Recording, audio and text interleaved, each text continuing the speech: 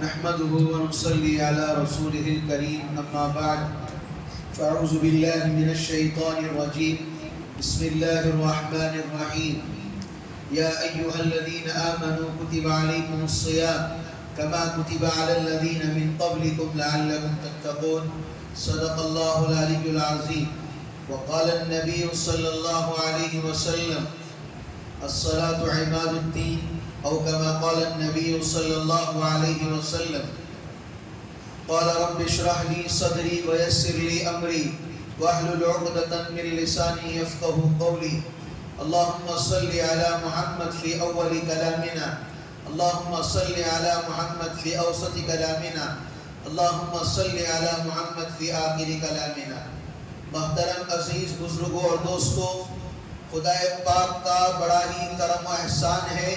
اللہ کے فضل و کرم سے آج ہمارے 9 پارے الحمدللہ مکمل ہوئے اور ہمارا پہلا سجدہ آج مکمل ہوا. اگر قرآن کے اوپر قرآن کی آیت کے لفظ پر نقطے پر اگر بحث کرنا شروع کیا جائے اور اس کی تفسیر بیان کرنا شروع کیا جائے، کتابوں کے اندر لکھا ہے اور مفسرین ایسے بھی گزرے ہیں جنہوں نے سورۃ الفاتحہ کی تفسیر پورے سال بھر کی ہے. خالی سورۃ الفاتحہ کی تفسیر پورے سال بھر کی ہے تفسیر. لیکن ہم وقت کی نزاکت کو دیکھتے ہوئے کچھ آیت کا ٹکڑا لے لیتے ہیں، اس کی وجہ سے کچھ تفسیر اور کچھ مفہومی باتیں آپ حضرات کے سامنے پیش نظر کی جائیں. میں نے قرآن پاک کی آیت اب حضرات کے سامنے پڑھی، جس کا ترجمہ یہ ہے اے ایمان والو. اے ایمان والوں کا ذکر یا ایھا الذین آمنو قرآن پاک کے اندر 100 مرتبہ آیا ہے. یا ایھا الذین آمنو قرآن کے اندر 100 مرتبہ آیا ہے. اللہ تعالیٰ کہتے ہیں اے ایمان والو، تم پر روزے فرض کیے گئے ہیں جیسا کہ پہلی امتوں پر روزے فرض کیے گئے تھے. لعلکم تتقون، تاکہ تم متقی بن جاؤ، پرہیزگار بن جاؤ. اب آگے دیکھیے کہ روزے کا مطلب کیا ہے، روزہ کسے کہتے ہیں. کیا صرف بھوکا رہنے کا نام روزہ ہے؟ صرف سحری کر کے سارا دن نماز پڑھ لینے کا نام روزہ ہے؟ روزے کا معنی کیا ہے؟ روزہ کسے کہتے ہیں؟ روزہ اسے کہتے ہیں کہ روزہ کے اندر ہر چیز کے اعضاء اور جز جڑ جاتے ہیں. مثال کے طور پر میں آپ کو بتاؤں، سر کے بال سے لے کر پیر کے ناخن تک سب کا روزہ ہوتا ہے.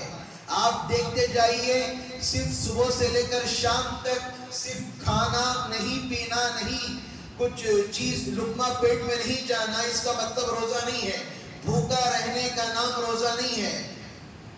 تفسیر کی کتابوں کے اندر علامہ سیوطی رحمۃ اللہ علیہ لکھتے ہیں روزہ کے معنی جل جانے کے آتے ہیں. روزہ کے معنی جل جانے کے آتے ہیں.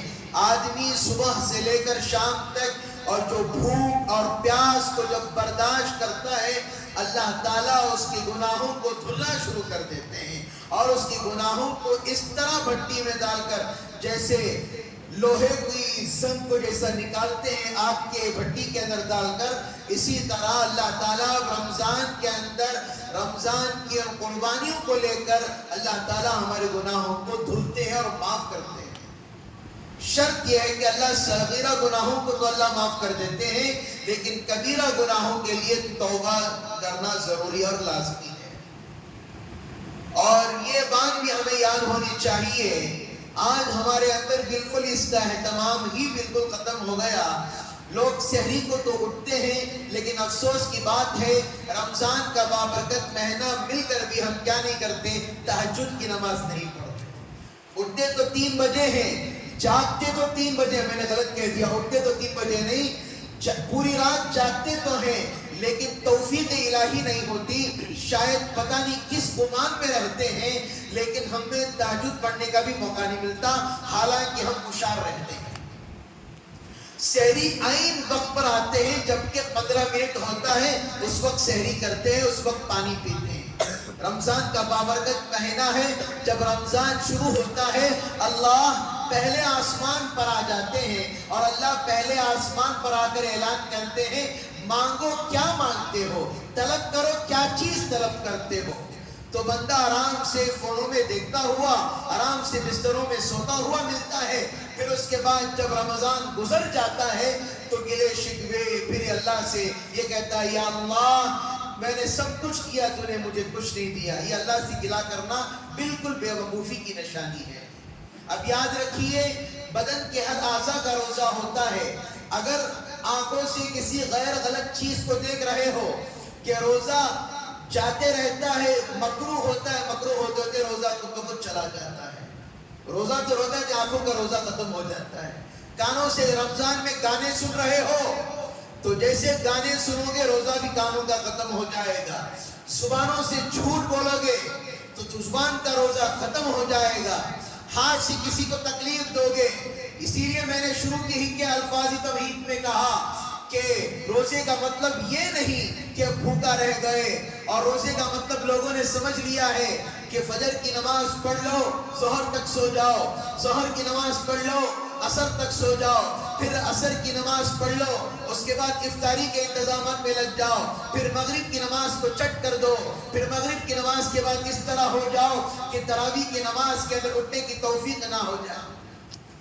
آج روزے کے معنی اور روزے کا مطلب یہ سمجھ لیا، اور رمضان کا مطلب ہم نے یہ سمجھا ہے کہ رمضان کے اندر مفہومی معنی اور تمہیدی چیزیں ہم نے یہ سمجھے. رمضان مطلب کیا؟ ہم نے عبادت کا مہینہ نہیں سمجھا، پہننے اوڑھنے کا مہینہ سمجھا ہے. رمضان آ گیا تو نئے کپڑے پہننا، 26ویں کے دن آ گیا تو نئے کپڑے پہننا. سچ کہہ رہا ہوں، چند لوگ بہار سے آتے تھے، پہلے بنگلور کے اندر حافظ نہیں تھے، بہت کم حافظ تھے، تو باہر سے بہار، یو پی، لکھنؤ سے علماء کو، حفاظ کو بلایا جاتا اور بلا کر کہتے کہ 26 کو آپ تراویح مکمل کر دیجئے. اس لیے ترتیب بنائی گئی تاکہ وہ دور کا سفر کر کے آتے، 3 دن جانے میں ٹرین میں گزر جاتا تاکہ وہ لوگ اپنی عید گھر میں منا سکیں. اصل تو تراویح اس وقت تک چلنی چاہیے، 20 پر 9 تک چلنی چاہیے، 20 پر 8 تک چلنی چاہیے. 26ویں کے بعد ماحول ایسا ہو جاتا ہے، بالکل عجیب سا ماحول ہو جاتا ہے. 26ویں ہوئی تو ایسا سمجھتے ہیں کل ہی عید ہے، نماز چھوڑ دیتے ہیں، روزہ کھولنا چھوڑ دیتے ہیں اور بازاروں میں نکل جاتے ہیں اور اپنے آپ کو ایسا سمجھتے ہیں شیطان آزاد ہونے سے پہلے ہم خود آزاد ہو گئے. بعض حضرات کا کل یہ سوال تھا، کچھ لوگوں نے غور و فکر کی اور لوگوں نے کہا کہ حضرت کل جو سوال تھا جو جنابت کی حالت کا کہ اگر غسل واجب ہو گیا روزے کی حالت میں تو خلاصتاً کھول کر سمجھائیں. تو میں بھی آج کل اب کھول کر سمجھاؤں گا.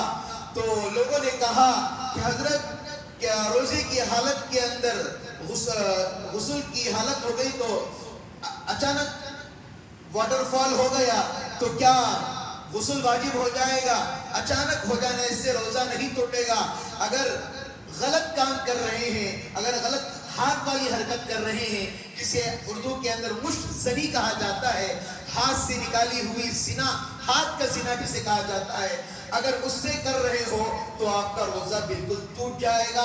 آپ کو اس کا کفارہ بھی دینا پڑے گا، اس کی قضا بھی ادا کرنا پڑے گا. الگ سے کفارہ جو روزے کا کفارہ ہے، انشاءاللہ کل بولوں گا انشاءاللہ کتنے روپے ایک روزے کا کفارہ ہے جسے علماء نے اور فقہاء نے بتایا ہے. اور دوسری بات یہ ہے اس کی قضا کیا ہے، انشاءاللہ وہی قضا ہے 60 روزے رکھو یا 60 مسکینوں کو کھانا کھلاؤ. آج کے زمانے میں تو غلام نہیں ہے. اور دوسرا سوال یہ پوچھا گیا کہ بتائیے حضرت کیا رمضان المبارک کے اندر جب کسی کا انتقال ہو جائے کیا اسے عذاب نہیں ہوگا؟ ہاں، جس کا انتقال رمضان میں ہو جاتا ہے اسے عذاب نہیں دیا جائے گا. البتہ فقہاء حدیثوں کے اندر یہ بات لکھی ہے کہ اللہ تعالیٰ سے قوی امید رکھنی چاہیے. سوال جواب بات تو ہوں گے ضرور، لیکن عذاب کا سلسلہ وہ اللہ کے اس میں ہے، بندوں کے اس میں اس کا معاملہ نہیں ہے. البتہ اللہ سے یہی دعا کرنی چاہیے اللہ تعالیٰ ان کے ساتھ خیر کا معاملہ کرے. اور ایک بار ایک سوال یہ آ رہا ہے، حضرت یہ بتائیے اگر سفر کے اندر ہیں کیا تراویح ہمارے لیے معاف ہے؟ اگر سفر کے اندر ہیں تو فقہا کے نزدیک اگر کوئی شرعی عذر ہے، سفر ایک شرعی عذر ہے، اس کے اندر تراویح معاف ہو جاتی ہے، لیکن تراویح کا پڑھنا سنت مؤکدہ ہے۔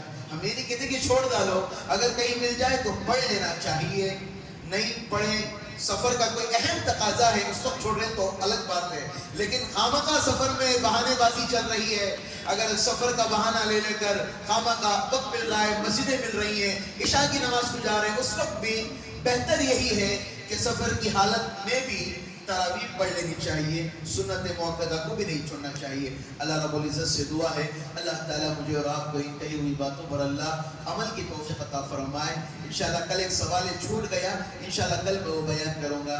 اللہ تعالیٰ ہماری تراویحوں کو قبول فرمائے۔